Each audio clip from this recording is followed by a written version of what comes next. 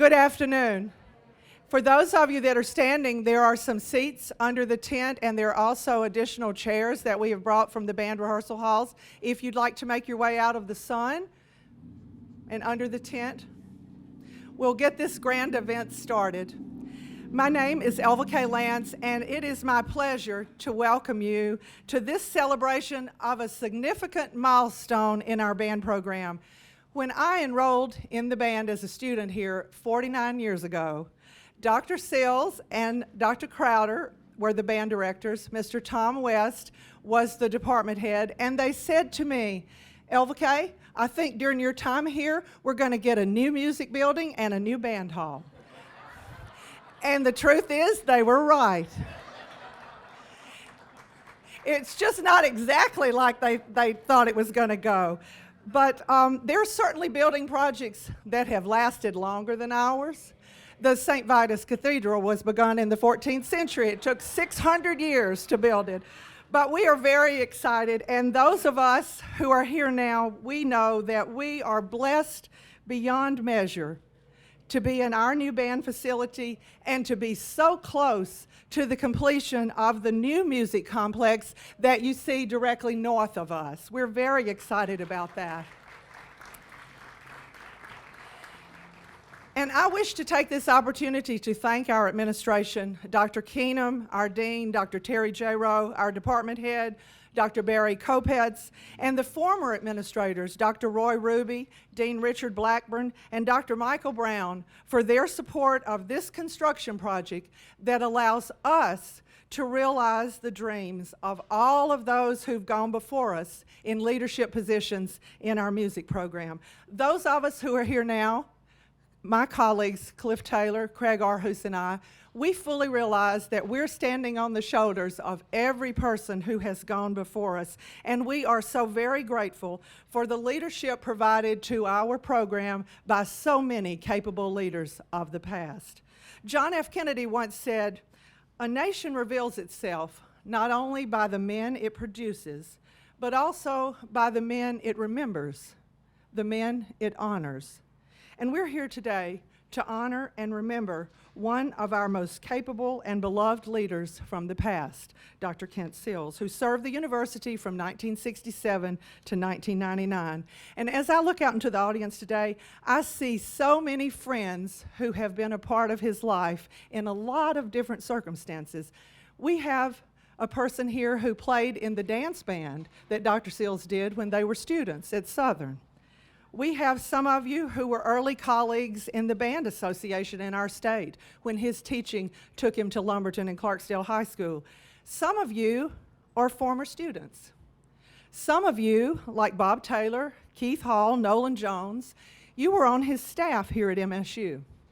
Some of you served on the staff of the Mississippi Lions All-State Band. Some of you were neighbors. Many of you are community members and longtime family friends, and we welcome all of you to this celebration of a life well lived. Dr. Kent Sills wore a lot of different hats, and he wore them all well. He loved sports. He embraced the band program's role as a supporter of athletic events on our campus, and he was at his best when he was fronting the stage band, later to be known as the jazz band, when they went on recruiting tours all over the state. And he would load up, I see some of you shaking your head because you were on those trips, and I was too.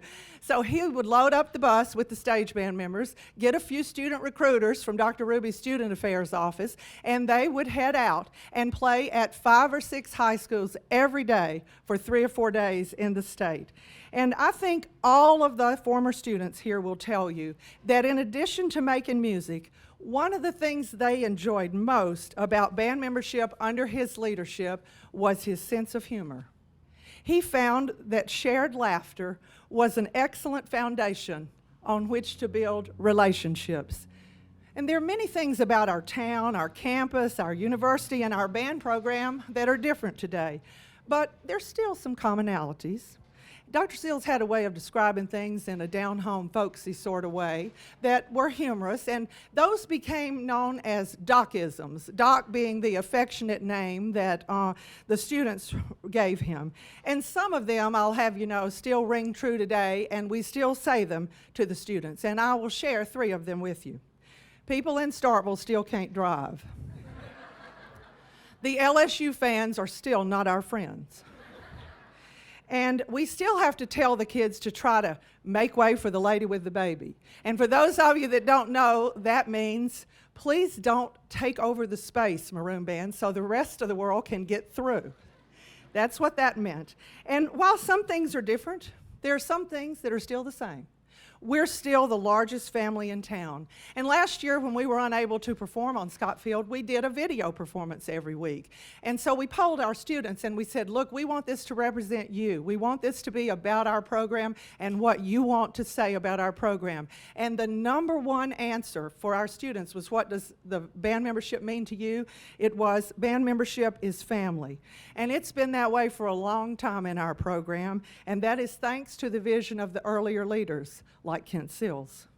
There are differences in our program. We have resources with our facility and our practice field, and even a street, thanks to Dr. Keenum, named Famous Maroon Band Street. We have expanded staff that Dr. Sills and the other band directors at that time could only dream about having. We have ways to communicate with students. We no longer have to go from bus to bus making announcements. We no longer have to pull the bus off on the side of the road to give out meal money or wait in the parking lot at the restaurant to give out meal money. We can give each student a debit card and upload their meal money on that. So these are resources that certainly we would have enjoyed in the years in the past. And our university's changed a lot too. We have an expanded footprint as a university that gives us lots more opportunity for out-of-state students in our band program as well. But I have to think that Dr. Sills would be proud of what our program is today, because we're still family, and we still try to take care of each other. We still try to find laughter, and we always try to support the Bulldogs. And it's a great time to be a Bulldog on our campus, and it is a pleasure for us to serve under our university leadership at this time. We band directors talk. And there is not a more supportive president at any university in our conference. And it is our pleasure to serve under the leadership of our administration at this time. Please join me in welcoming the president of Mississippi State University, Dr. Mark Keenum.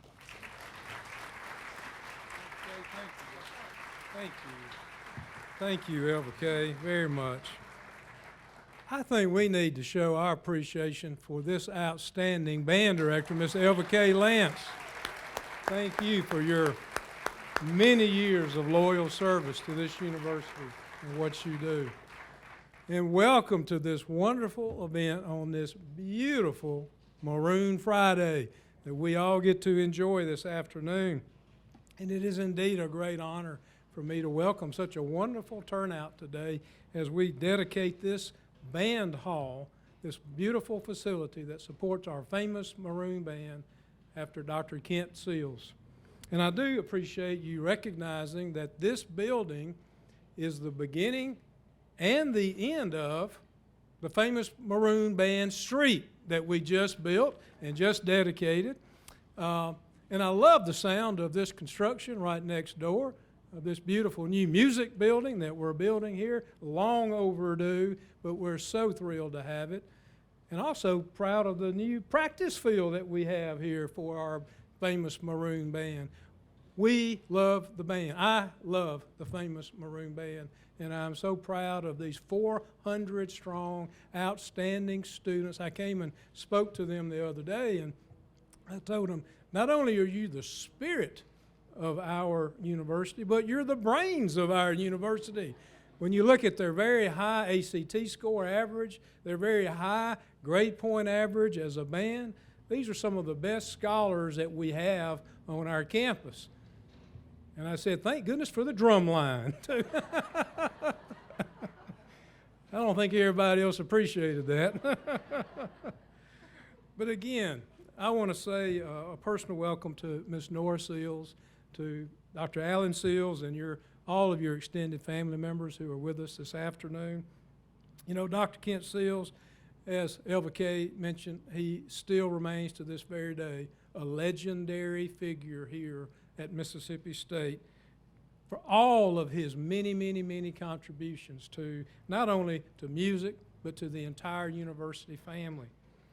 Indeed, we can see and we can hear the effects of his lasting legacy and commitment to excellence every time the famous Maroon Band takes the field at Davis Wade Stadium or marches down Main Street for our Christmas parade.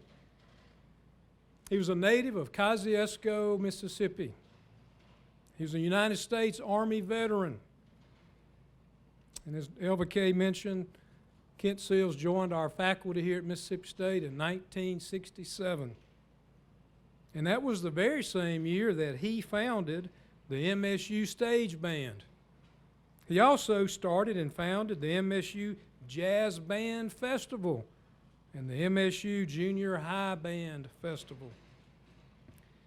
1983, he was appointed Director of Bands, becoming only the 6th director of the band here at Mississippi State in our, at its time, 100-year history. He also served as manager and director of the Mississippi Lions All-State High School Band from 1983 to 1997. And under his impressive leadership, the Lions Band won 7 international competitions. In fact, they never finished less than second place in any competition over all those many years.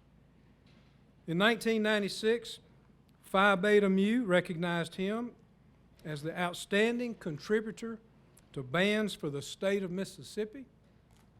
And in 2000, he was named to the Mississippi Bandmasters Hall of Fame. Well, about this time last fall, in fact, I think this week, almost, I went before the Institutions of Higher Learning Board of Trustees with a very important agenda item, and it was to name this band hall after Dr. Kent Sills. But before I did that, I had already presented this idea to our university cabinet and to our university's executive council, and it was unanimously approved at both levels. And I'll get this.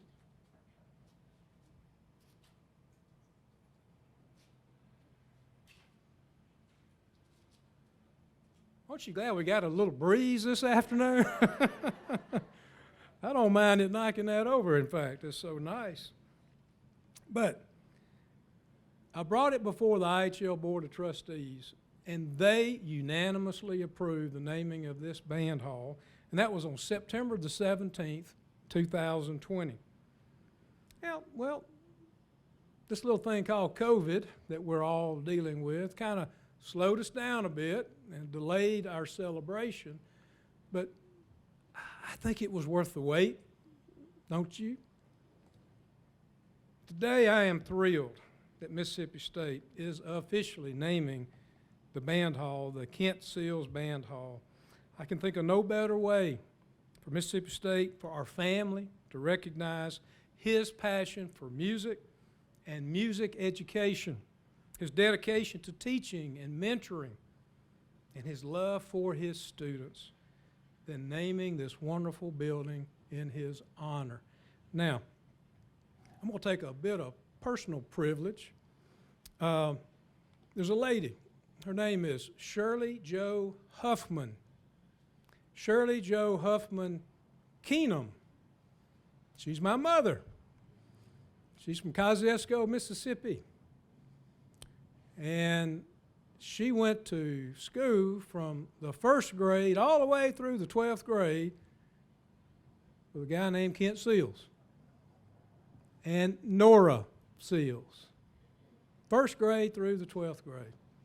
In fact, my mother told me that when she was in the 1st and 2nd grade, her family lived just down the street from Kent Sills' family. So they played, hung out together a lot because they lived on the same street. But she said memory was that some other kids in the neighborhood, we all walked to school every day, first and second grade. And then after that, my mother's parents moved a little bit more out into the country, as you'd say. But she continued to go through school through her whole time, for all 12 years. And my mother was a proud member of the Kosciuszko High School Whippet Marching Band. She played clarinet. And she was in that band with Kent Sills, who was a trombonist. She said he played a big old trombone. And but one of my mother's greatest memories, she talked about what a fine young man, how popular he was in school. Everybody loved Kent Sills. And he was just a really nice young man, her memories of him growing up with him. But she also told me about one of the most memorable things that really happened to her in her now 87 years of life was in 1952, the Kosciuszko High School Whippet Marching Band got on a train there in Kosciuszko and went to their nation's capital, to Washington, D.C. And they performed, my mother said, on a concert on the steps of the United States Capitol. Did all the sightseeing in Washington, and then they loaded back up on the train and they went to New York City. And they participated in a parade, she said, and it marched right down Fifth Avenue in New York. Kosciuszko High School Marching Band. She talked about all the sites that they went to. They got to see the Rockettes while they were there. They all went out to the Statue of Liberty, and they went to the very top of the Statue of Liberty. These young high school band members, what great memories for them for the rest of their life. And Kent Sills was right in the middle of it, right there with my mother having a great time. She would have loved to have been here today, and Miss Nora, she extends her excitement and thrill for you and your family and wish you all the best for this wonderful occasion, and I wanted to share that story with you. Well, to mark the significance of this day, we thought it would be fitting and most appropriate to provide a gift to the Sills family. So in recognition of the famous Maroon Band's storied history, MSU alumna and artist Barbara Howell created 6 paintings to celebrate the opening of the Band Hall in 2007. Each painting in her series presents the different eras of leadership of the MSU Band program. They begin with the earliest years of the band when it was under the direction of Carl Leak in the early 1900s. We have a painting this afternoon that we want to present to the family. I actually have 2 of them, 2 prints, that reflect the patriotic halftime show at Mississippi State. This patriotic show was first conceived and created in the 1980s by Dr. Kent Sills and Jerry Williams, who was our choral director at the time. The show is still presented annually.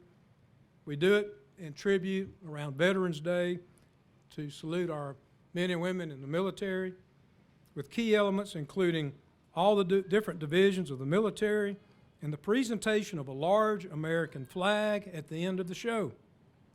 This halftime show, featuring the band, the choir, the color guard of each division of the military, our MSU ROTC, is an annual tradition here at Mississippi State. And again, Dr. Kent Sills brought that to our university. So Ms. Nora, Dr. Allen Sills, would you please join me and Elva Kaye as we present you with this special gift of this wonderful painting.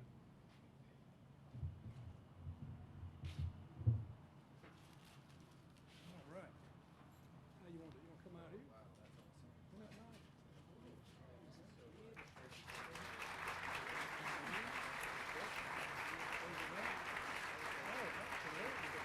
I get a picture. Congratulations. Absolutely.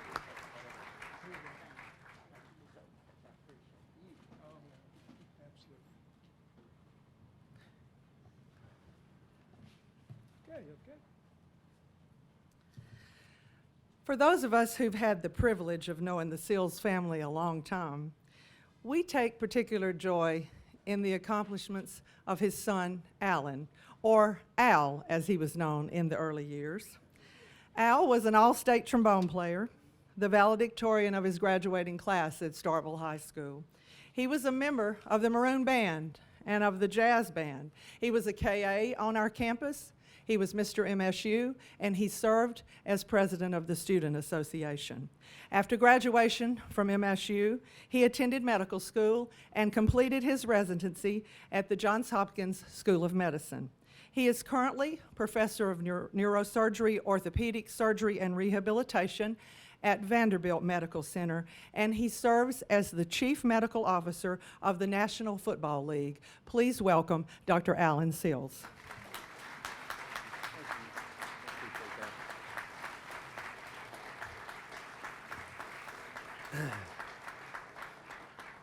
Thank you so much, and good afternoon to everybody. Let me just say what a blessing it is to our entire family for all of you to take time to be here.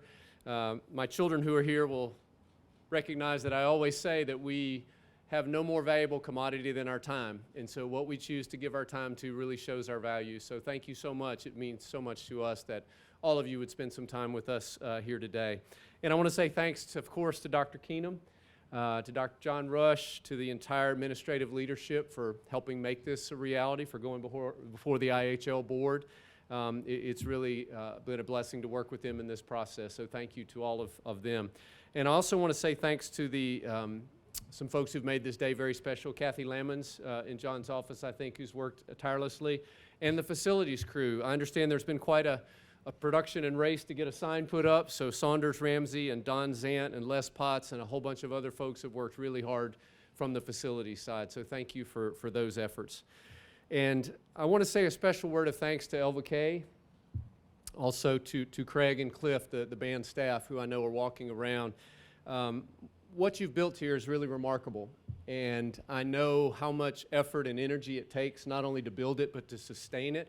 To have over 400 college students motivated to be part of something like this, that doesn't happen by accident. So your leadership and your dedication to that process is really evident. And it's very clear the infectious enthusiasm that all of you have for this. So thank you for that. And Elva Kaye, I know, as you said, you were one of my dad's students, and I know how proud he was and how proud he would be of you here today. So thank you. This is really an amazing facility. If you haven't had a chance to check it out, I'm going to invite you to go in and walk around. It's a long ways from the tractor shed down the hall street, right?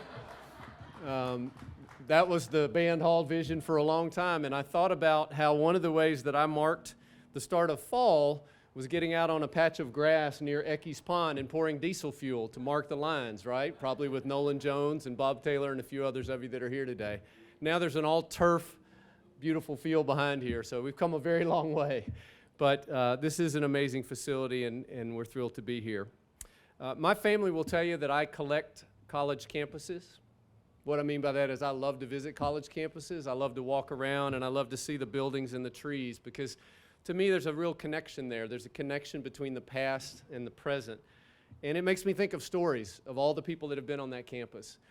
Some of them, their very first generation, first person in their family to attend college. Some of them, the biggest town they've ever been in, being on a campus like this. Some of them with incredible sacrifice of people just to get them there financially. Some of them from other countries. But all of them come together at a college campus and experience friendship and love and loss. They experience triumph and failure, achievement, redirection. That's all part of being in college. And to me, that's the stories that the buildings on a campus have. This building already has some of those stories, and I think there are many, many more of them to come. And that's what to me is exciting and why I enjoy being on campuses. You know, buildings on this campus are named for noteworthy alumni. They're named for former university presidents and administrators like my friend Roy Ruby, who's here today. One of them on campus is even named after a former Olympic champion here at Mississippi State. And today I will tell you that my dad would be thrilled to be in that group. I think he'd be quite overwhelmed. He would really wish that we could all be here in shorts and a t-shirt, and he would have a maroon band shirt on and some coaching shorts. and try to get a ceremony over as fast as he can. But he would be thrilled to join that group of people who have buildings named for them on this campus. You know, there's a playwright, Lin-Manuel Miranda, who said that your legacy is like planting seeds in a garden. Sometimes that garden you never get to see. And my dad didn't get to see this building, but he planted that seed. And he planted the seed within this program. And some of the other seeds he planted were in the lives of thousands of students, many of you that are here today. He put seeds of leadership there. That was who he was. He showed what it meant to be a leader. He put in seeds of servanthood. He really was a servant. He loved to serve Mississippi State and our community. I think of how many times we got back from a football trip at 6 in the morning, 5 in the morning from the bus, and he was always going to be at his church serving that morning because that was important to him. He planted seeds of compassion. You know, he had a real heart for people that were lost, that didn't fit in, that weren't quite like everybody else, and trying to bring them in and assimilate them and make them part of something bigger. And he had planted seeds of integrity just with how he lived. He modeled what it means to be somebody who lives around integrity.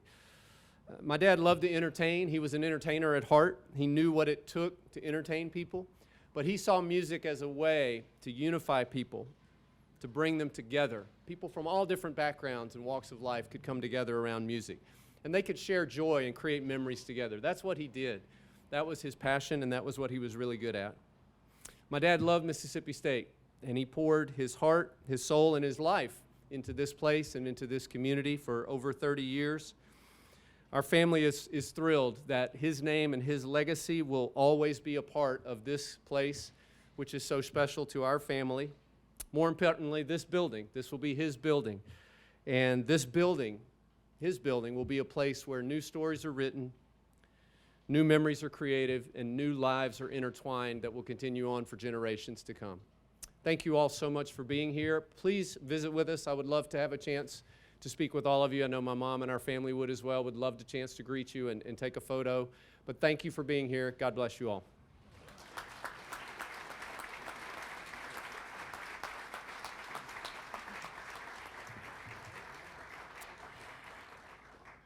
When Dr. Sills passed away, one of the band alumni described his influence on him in this way.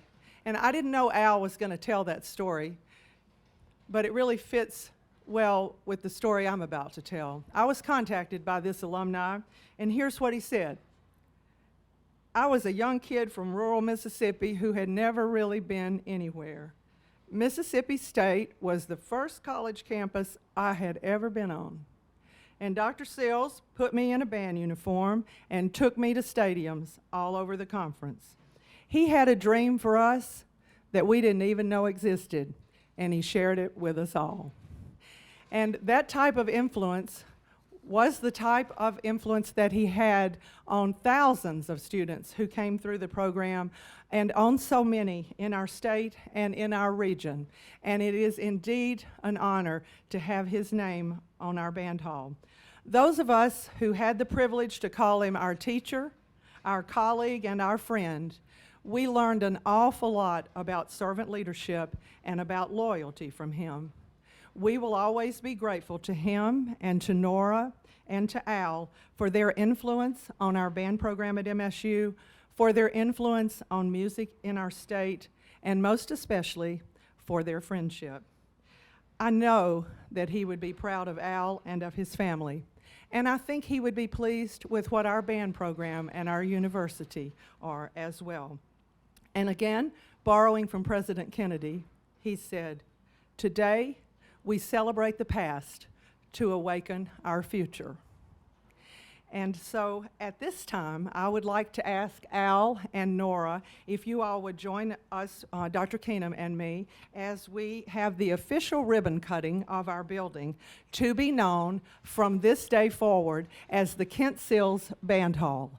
And we hope that afterwards you will join us for a time of visiting. And if you want to get out of the heat, come indoors and visit. And for those of you that really want to hang around a long time, we have marching band at 5:20 on the turf field behind the building, and we would be delighted to see any of you. So Nora, if you and Al would join Dr. Keenum and me, please.